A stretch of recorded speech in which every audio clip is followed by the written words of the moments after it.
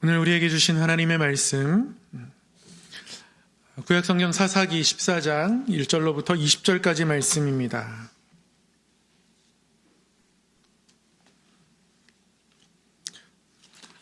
사사기 14장 1절로부터 20절까지의 말씀, 구약성경 386쪽에 있습니다.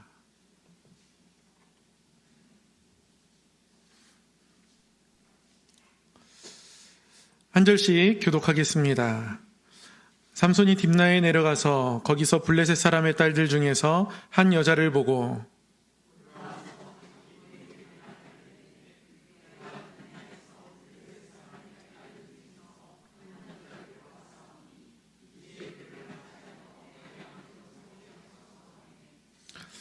그의 부모가 그에게 이르되 내 형제들의 딸들 중에나 내 백성 중에 어찌 여자가 없어서 네가 할례 받지 아니한 블레셋 사람에게 가서 아내를 맞으려 하느냐 하니, 삼손이 그의 아버지에게 이르되 내가 그 여자를 좋아하오니 나를 위하여 그 여자를 데려오소서 하니라.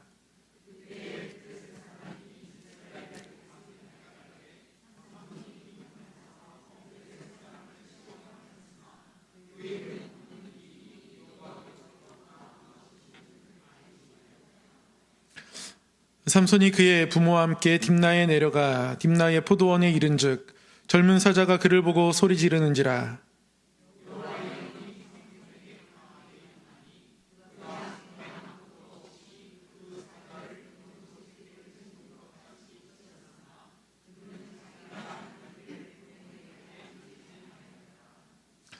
그가 내려가서 그 여자와 말하니 그 여자가 삼손의 눈에 들었더라.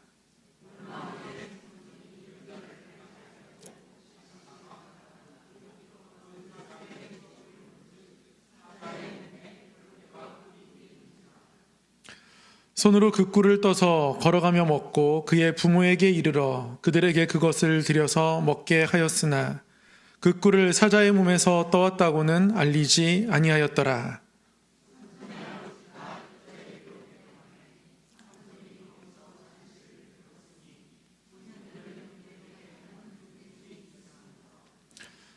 무리가 삼손을 보고 30명을 데려와서 친구를 삼아 그와 함께 하게 한지라.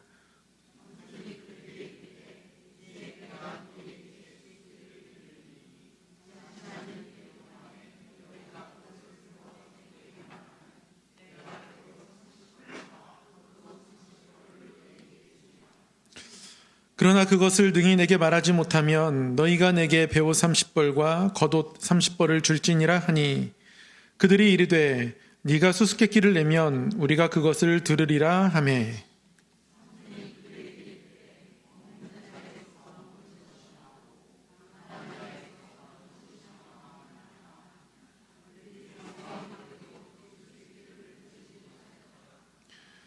일곱째 날에 이르러 그들이 삼손의 아내에게 이르되 너는 남편을 깨어 그 수수께끼를 우리에게 알려달라 하라.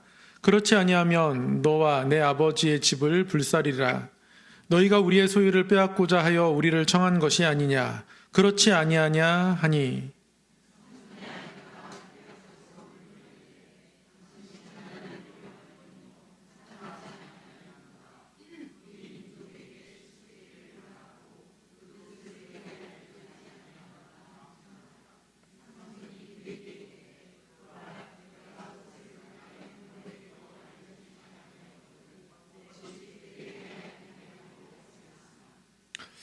칠일 동안 그들이 잔치할 때 그의 아내가 그의 앞에서 울리며 그에게 강요함으로 일곱째 날에는 그가 그의 아내에게 수수께끼를 알려주매 그의 아내가 그것을 자기 백성들에게 알려주었더라.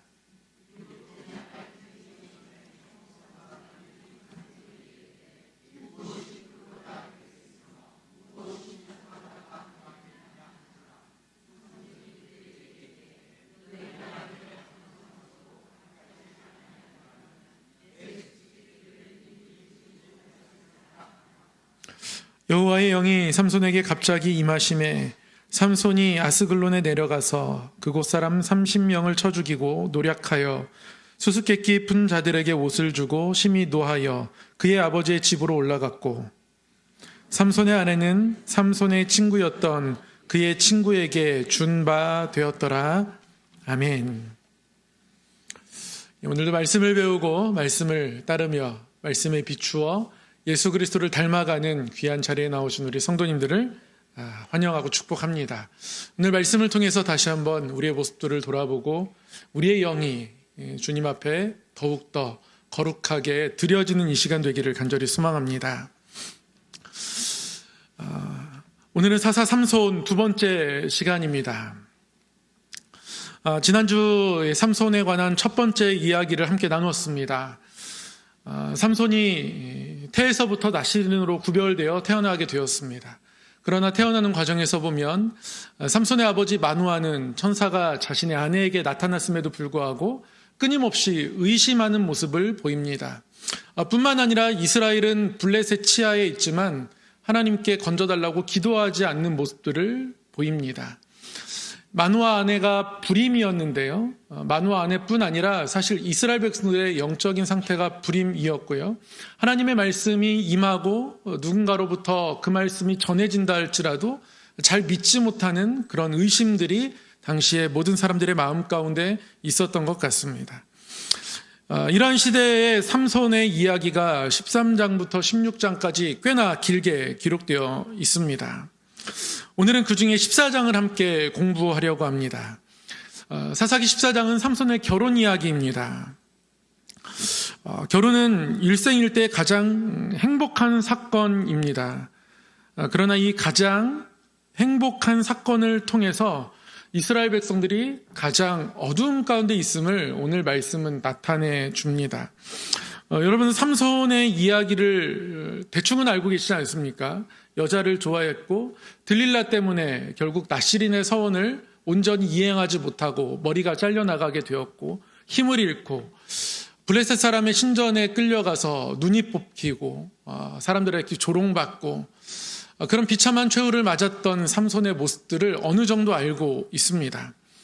근데 얼핏 알기에는 삼손이 그렇게 되기 전에는, 그러니까 들릴라에 의해서 머리가 잘려나가기 전까지는 삼손은 매우 용맹스럽고 잘 싸우고 뭔가 사사의 직분을 잘 감당했던 사람처럼 우리가 느끼곤 하는데요. 여러분 삼손의 이 결혼 이야기를 보면 결코 그렇지가 않습니다. 이 삼손이 결혼하게 되는 이야기, 결혼 이야기는 딥나에서부터 시작이 됩니다. 삼손이 딥나에 내려갔다가 한 여인을 만나게 됩니다. 딥나의 블레셋 여인을 만납니다. 여기서부터 사실은 이상합니다. 딥나에서 블레셋 여인 만난 것이 무엇이 이상하냐면요. 원래 딥나는 블레셋의 땅이 아닙니다. 딥나는 원래 단지파의 땅이에요.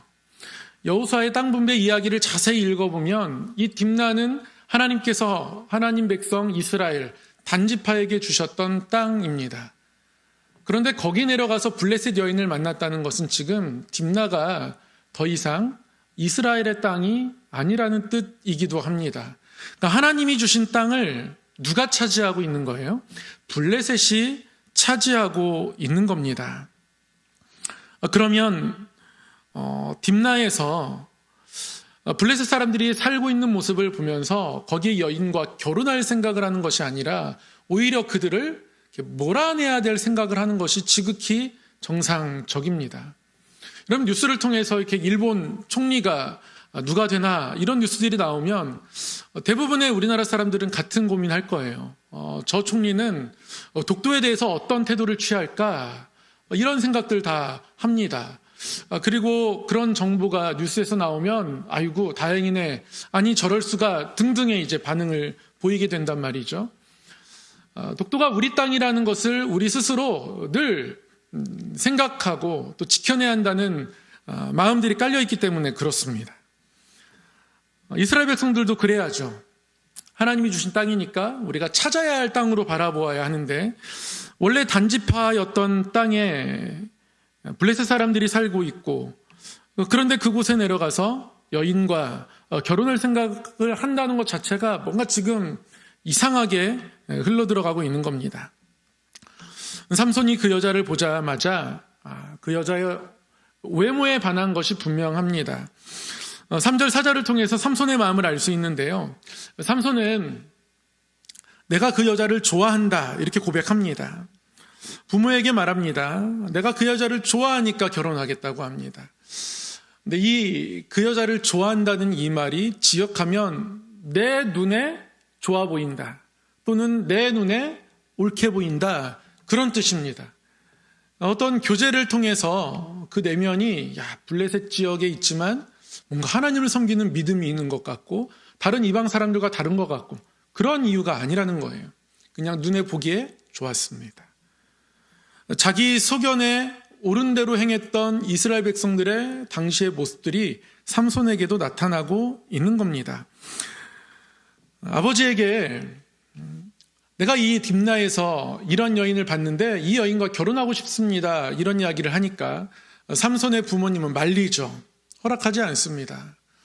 삼손의 부모님은 왜 할례받지 않은 민족들을 그들 가운데서 너의 신부감을 찾느냐. 허락할 생각이 없습니다. 우리말 성경으로 읽으면 어떤 마노아의 태도가 굉장히 단호한 것 같은데요. 원문은 그렇지 않습니다. 살살 달래듯이 부드럽게 이야기하는 것이고요. 오히려 원문으로 읽으면 삼손이 그 아버지 마노아에게 하는 말이 명령형으로 나타나고 있습니다. 그러니까 굳이 그 억양을 살려서 읽으면 왜 안 돼요? 나는 그 여자를 좋아하니까 데려오라고요. 이런 겁니다, 지금. 그러니까 삼손은 그 여자와 꼭 결혼해야만 하는 겁니다. 4절에 보면 블레셋 사람이 이스라엘을 다스린 까닭에 삼손이 틈을 타서 블레셋 사람을 치려 함이었다. 또 다른 삼손의 이유가 나타납니다. 블레셋 사람을 치기 위해서 지금 위장 결혼을 하려는 것처럼 그렇게 보입니다. 그러니까 삼손은 사사로서 딥나라는 지역이 원래 하나님의 땅이었는데 지금 블레셋 사람들이 살고 있으니까 한번 그곳을 되찾아야 하지 않을까 이런 생각을 아예 안 했던 건 아닌 것 같아요. 그러나 이게 삼손의 진짜 이유는 아닙니다. 이 3절 4절을 읽으면 뭐가 삼손의 진짜 마음일까 잘 알지 못하는데요. 그러나 결국 7절에 보면 딥나의 부모님과 함께 내려가거든요. 그때 삼손의 진짜 마음이 또 나타납니다. 그가 내려가서 그 여자와 말하니 그 여자가 삼손의 눈에 들었더라. 삼손은 그 여자를 진짜로 좋아했던 겁니다. 눈에 좋은 것을 삼손은 포기하지 못합니다. 하나님의 뜻보다 내 눈에 좋은 것이 앞서고 있는 겁니다. 그런 상태로 지금 딥나에 갑니다. 그리고 그곳에서 결혼을 합니다. 그런데 이 딥나에 내려가서 결혼식 잔치가 열리기 전에 또 하나의 사건이 일어나요. 일어나는 장소는 딥나의 포도원입니다. 딥나의 포도원에서 삼손이 젊은 사자를 만나게 됩니다. 그때 하나님의 영이 그에게 임합니다. 하나님의 영이 삼손에게 임했을 때 삼손에게 나타나는 가장 큰 특징은 아주 강력한 힘이었습니다. 그 사자를 맨손으로 삼손이 잡게 됩니다. 그런데 삼손이 그 힘을 아주 심하게 사용합니다. 개를 찢듯이 그 사자를 찢었다 이렇게 이야기하는데요. 삼손의 용맹함을 나타내는 말이기도 하지만 삼손의 어떤 자신의 힘을 남용하고 자랑하는 모습을 함께 포함하는 표현입니다. 사자를 맨손으로 이겼습니다. 맨손으로 사자를 그냥 이길 수도 있는데 사자를 잔인하게 찢었습니다. 그러면 그 피가 그 손에 묻게 되고 그는 정결법을 어기게 되거든요.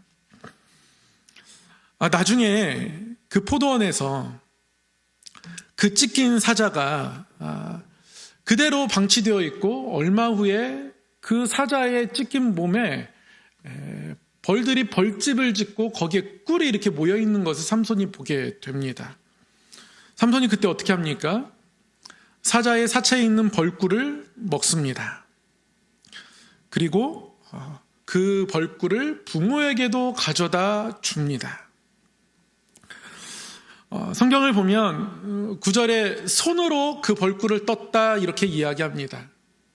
사자를 맨손으로 잡은 이후에 사체에 있는 벌꿀을 먹는데요. 손으로 그 벌꿀을 떴습니다. 그럼 이 손으로라는 게 중요합니다. 정결법을 어기면 안 되니까, 나는 시체를 가까이 하면 안 되니까 조심해야지. 그런 게 없습니다. 손으로 가서 확 떠서 부모에게 가져다 드리는 겁니다. 정결법을 어겼지만 그는 자신이 정결법을 어긴 것에 대해서 아무런 가책을 느끼지 못합니다. 여러분, 이렇게 했다면 원래 어떻게 해야 될까요? 나실인이 정결법을 어겼다면, 그러면 다시 하나님 앞에 정결케 하는 예식을 행해야 합니다. 머리를 다시 밀어야 하고요. 머리 다시 자랄 때까지 다시 그만큼의 기간을, 나실인의 서원 기간을 더 연장해서 지켜야 합니다. 부정에 대한 속죄 제사를 하나님께 드려야 합니다. 이렇게 하는 것이 나실인의 서원을 지키지 못했을 때 해야 하는 일입니다. 하나님이 민수기 6장 9절 이하에 분명하게 나실인의 규정과 이를 어겼을 때에 어떻게 해야 하는지를 말씀해 주셨는데요. 아는 게 없습니다. 생각도 못하고 있습니다. 그런 상태로 그것을 부모에게까지 가져다 줍니다. 그러니까 부모도 덩달아 정결법을 어기게 되게 되는 겁니다. 전혀 알지 못하고 그렇게 하고 있습니다. 무지합니다. 그러한 모습들이 계속 삼손에게서 나타납니다. 이러한 가운데 이제 결혼잔치가 열려요. 당시에 풍습이 있었습니다.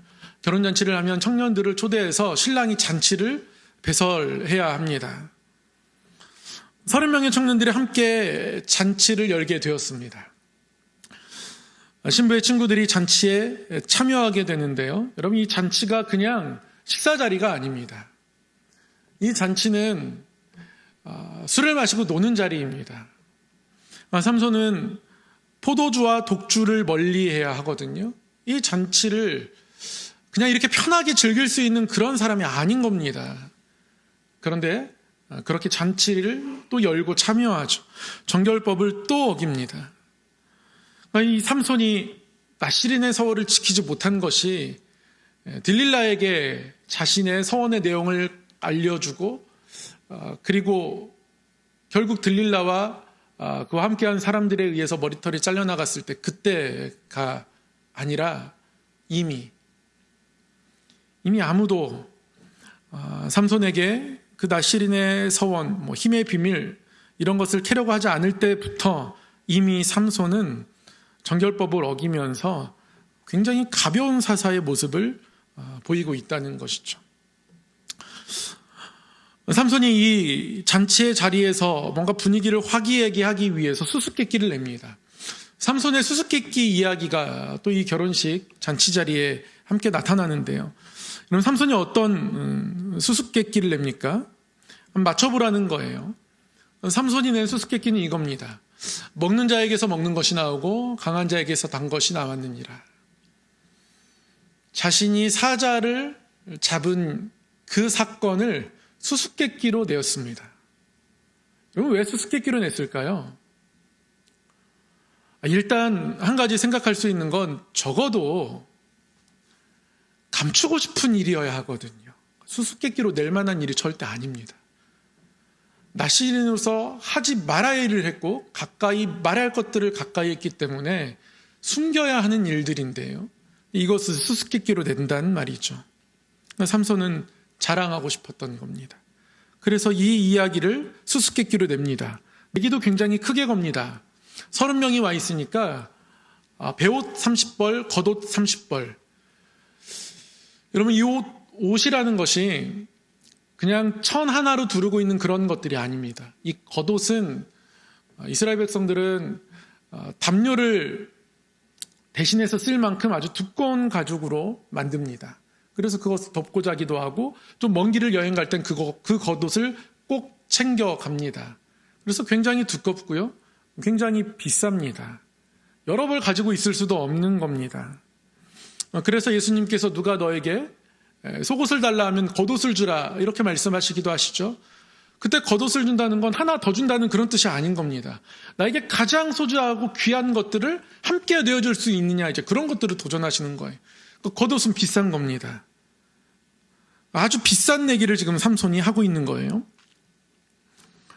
당연히 삼손만 알고 있는 것이기 때문에 이 수수께끼를 풀 수가 없습니다.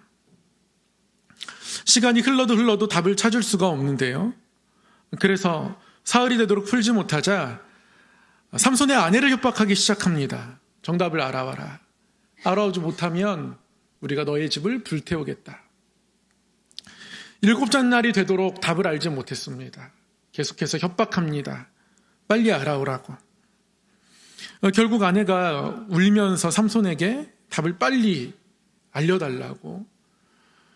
블레셋 사람들은 네가 이 수수께끼를 짜고 낸 거 아니냐고, 또 아내에게, 삼손의 아내에게, 그 블레셋 딥나의 여인에게 같이 책임을 덮어 씌우려고 합니다. 그렇게 블레셋 사람들은 강팍한 사람들이었습니다. 그리고 결국 삼손은 딥나 여인에게 답을 알려줍니다. 자신이 했던 일들을 들려주고, 부모에게도 말하지 않았던 건데 내가 말해주겠다고 하면서 그 이야기를 들려줍니다.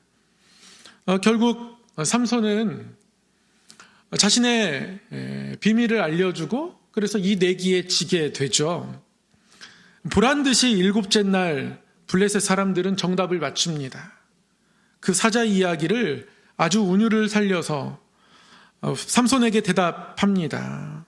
무엇이 꿀보다 달겠으며 무엇이 사자보다 강하겠느냐.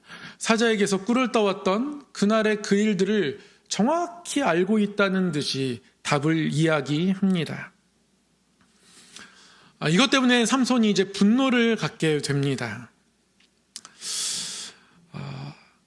이 수수께끼의 답을 블레셋 사람들이 맞추고 이에 대해서 분노가 그에게 있을 때에, 그때 삼손이 드디어 블레셋을 대적할 마음을 갖게 됩니다. 그러니까 하나님은 블레셋을 대적하고자 하십니다. 그리고 태에서부터 구별되어서 하나님이 지목한 삼손도 하나님과 같은 마음을 품어야 합니다. 어렴풋이 그런 마음을 가지고 있는 것 같지만 그러나 하나님의 마음을 온전히 품어내지는 못합니다. 3절과 4절을 통해서 보면 삼손은 블레셋을 치고자 하는 마음도 있지만 딥나의 여인을 사랑하는 마음도 있습니다. 딥나의 땅이 블레셋의 땅을 인정하는 마음도 있고 그 땅이 하나님의 땅으로 돌이켜져야 한다는 마음도 있습니다. 이런 일련의 사건을 통해서 하나님은 한쪽으로 삼손의 마음을 기울게 하시는 겁니다. 결론적으로 보면 그래요. 그럼 19절에 이렇게 말씀하고 있습니다. 여호와의 영이 삼손에게 갑자기 임하심에 삼손이 아스글론에 내려가서 그곳 사람 30명을 쳐 죽이고 노략하여 수수께끼 푼 자들에게 옷을 주고 심히 노하여 그의 아버지의 집으로 올라갔고. 여호와의 영이 삼손에게 갑자기 임하셨습니다. 삼손에게 다시 어떤 힘들이 솟아나기 시작했습니다. 그런데 삼손은 즉각적인 보복을 하지 않습니다. 딥나가 아닌 어디로 가나요? 삼손은 블레셋의 큰 도시 중에 하나인 아스글론으로 갑니다. 그럼 딥나에서 아스글론까지 거리는 꽤 됩니다. 100km가 넘습니다. 큰 교통수단이 없는 당시의 사회 속에서 100km를 지금 간다는 것은 굉장히 큰 마음을 먹어야 갈 수 있는 거리입니다. 쉽지 않은 거리죠. 그런데 삼손이 아스글론에 내려갑니다.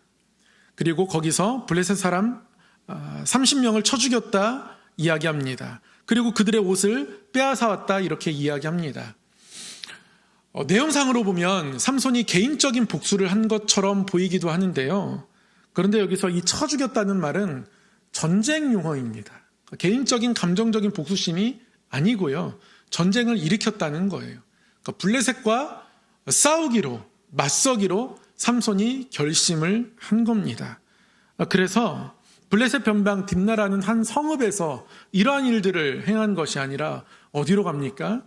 블레셋의 중심 도시 중에 하나인 블레셋 5대 도시 중에 하나인 아스글론까지 내려가서 그 먼 바닷가 도시까지 내려가서 그래서 거기서 블레셋 사람들을 죽이고 그들의 옷을 빼앗아 오더라는 것이죠. 여러분, 이 아스글론 내려간 삼손 절대 개인적인 복수가 아닙니다. 대적을 향한 전쟁을 삼손이 시작하고자 한 겁니다. 삼손은 또 이스라엘 백성들은 딥나를 향해서 온전히 대적하지 못하고 있습니다. 대적을 해야 한다는 생각과 마음은 어느 정도 있지만 그러한 마음들을 결심으로 굳히지는 못합니다. 오히려 결심이 굳어있지 못하니까요. 딥나라는 곳에 내려갔지만 그곳의 여인과 같이 결혼하고 가정을 이루고 딥나 땅을 하나님의 땅으로 회복해야 하는 생각들을 잊게 되는 모습을 보입니다.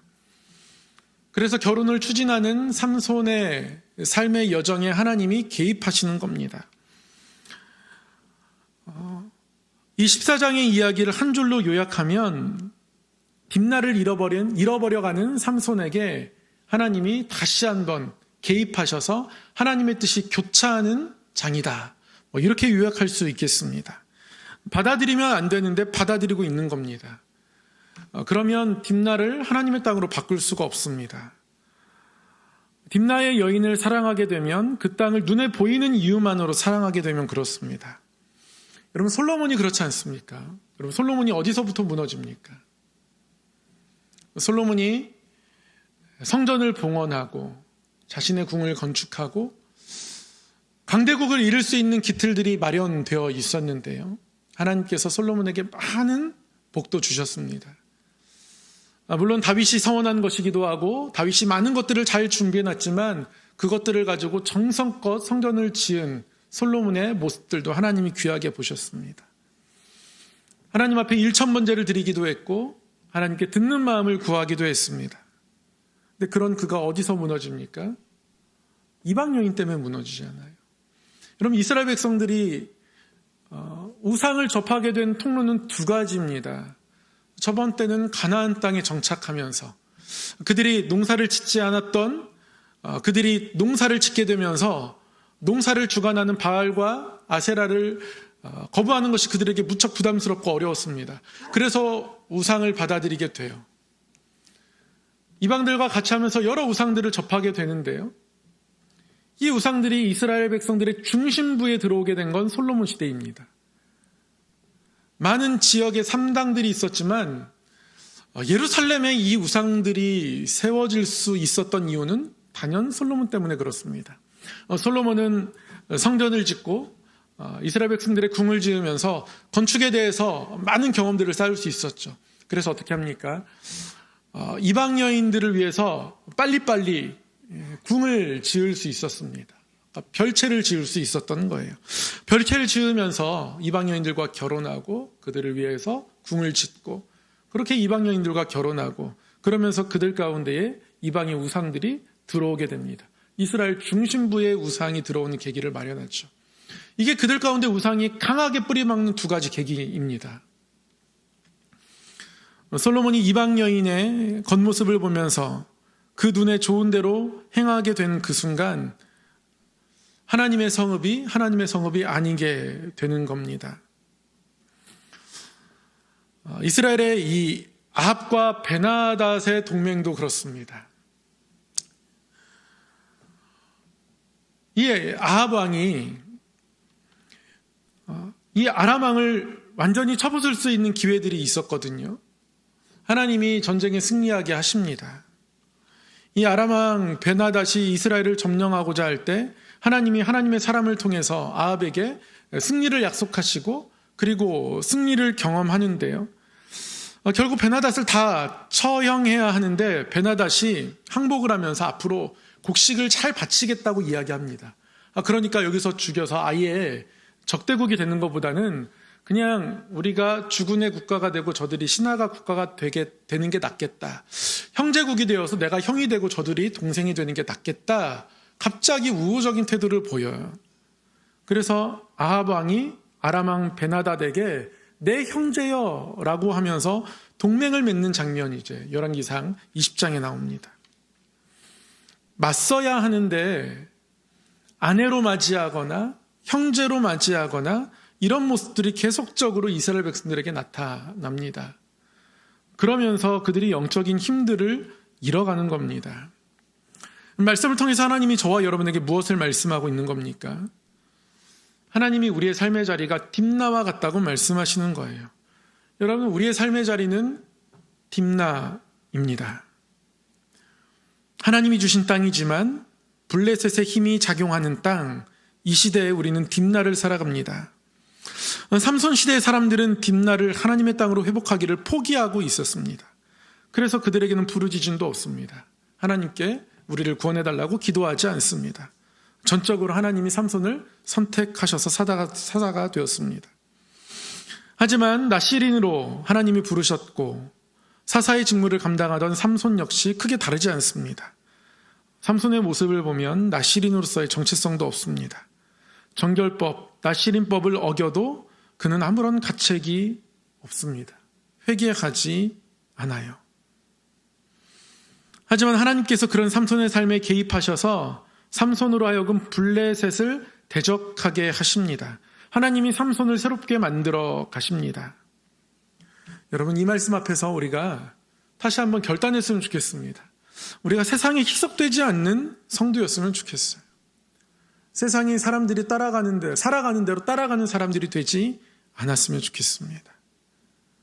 오히려 우리의 삶 가운데, 마음 가운데 십자가의 흔적이 더 진해지는 성도이기를 소망합니다. 우리의 삶을 돌아보면 조금이라도 이런 모습이 예수님과 오버랩 되는구나 라는 고백들이 한 절이라도 생겨난다면 그게 우리의 삶의 바른 방향입니다. 사도 바울은 세상의 모든 것들을 배설물로 여긴다고 고백합니다. 그 이유는 내가 주 안에서 발견되고 싶어서 그렇다 합니다. 우리 삶을 돌아볼 때 우리의 모습이 예수님의 모습과 오버랩되는 부분이 있고, 그리고 그러한 모습들을 조금 더 굳게 지켜간다면 우리는 이 땅이 딥나와 같다 할지라도 다시 하나님의 땅으로 찾아올 수 있습니다. 딥나 앞에서 두 마음을 가지고 있는 삼손, 내가 블레셋으로부터 이 땅을 찾아오겠다. 그러나 딥나의 여인을 포기할 수 없다. 이 두 마음 사이에서 우리도 언제든지 방향을 잃을 수가 있습니다. 하나님께서 바벨론 포로된 그 땅 가운데 그 백성들에게 이사야 43장을 통해서 나의 안에 거하라. 너희의 삶의 자리는 이방 땅이 아니다. 그곳에서 너희가 온전히 살아갈 수 없는 것이다. 다시 내 안에 거하면서 나의 회복을 경험하는 것, 다시 예루살렘 땅을 회복하는 것들을 함께 경험하는 것이 나의 계획이고 너희의 소망이어야 한다. 하나님 그렇게 말씀하십니다. 우리의 마음이 이 땅을 하나님의 땅으로 되찾고자 하는 마음이었으면 좋겠고요. 그래서 세상 그 무엇보다 하나님이 주신 일들이 나에게 소중하고, 직분이 소중하고, 예배가 소중하고, 기도가 소중하며, 다시 한번 성도로서의 정체성을 가지고 하나님을 기억하지 못했을 때, 하나님의 마음을 품지 못했을 때 회개하며 이 딥나와 같은 세대 속에서 하나님의 뜻을 구하며 살아가는 성도이기를 간절히 소망합니다. 사랑의 하나님 아버지, 오늘도 말씀하여 주심을 감사합니다. 딥나와 같은 이 땅을 살아가지만 하나님 이 땅 가운데에 하나님의 뜻이 이루어지기를 소망하고, 또 우리와 동행하시며 우리를 지명하여 부르시고 그 사랑 가운데 품으시는 하나님의 사랑을 늘 확신하며 그 넓이와 높이와 길이와 깊이를 더 알아가며 세상의 것들을 사랑하지 않으며 오히려 배설물로 점점 여기며 예수 그리스도 안에서, 십자가 안에서 내가 발견되고자 하는 마음들로 이 땅을 살아가는 하나님의 사람 되게 하여 주시옵소서. 삼손을 만지신 그 손으로 하나님 우리의 모든 마음과 삶을 만져주셔서 하나님의 뜻을 함께 품고 하나님의 뜻 가운데 함께 살아가는 우리 성함께가 되게 하시고 우리 성도 한 사람 한 사람 되게 하여 주시옵소서. 우리 주 예수 그리스도의 이름으로 기도드리옵나이다. 아멘.